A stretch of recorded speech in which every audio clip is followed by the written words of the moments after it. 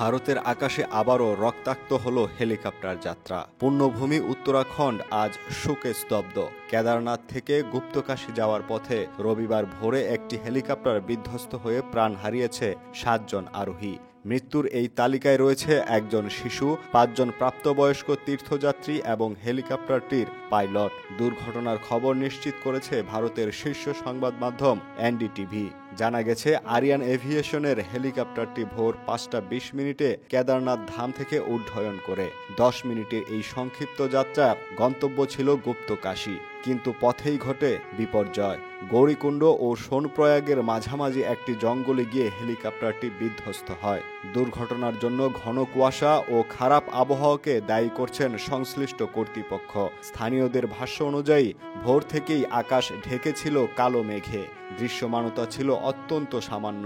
এমন প্রতিকূল আবহাওয়ার মধ্যেই হেলিকপ্টারটি যাত্রা করেছিল। নিহত তীর্থযাত্রীরা ছিলেন উত্তরাখণ্ড, উত্তরপ্রদেশ, মহারাষ্ট্র ও গুজরাট থেকে আগত।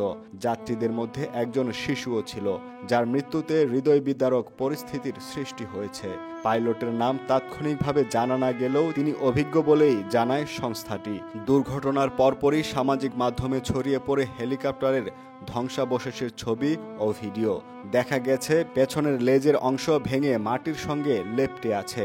মাথায় এখনো ঘুরছে ভাঙা রাডার ব্লেড। উদ্ধার কাজ চলছে জোর কদমে। উত্তরাখণ্ড সিভিল এভিয়েশন অথরিটি দুর্ঘটনা নিয়ে একটি বিবৃতি দিয়েছে। তারা বলেছে, দুর্ঘটনার পূর্ণাঙ্গ তদন্ত হবে এবং যথাযথ নিরাপত্তা ব্যবস্থা পুনর্মূল্যায়ন করা হবে। অতীতে তীর্থযাত্রী পরিবহনে ব্যবহৃত হেলিকপ্টার নিয়ে এমন দুর্ঘটনা বহুবার ঘটেছে।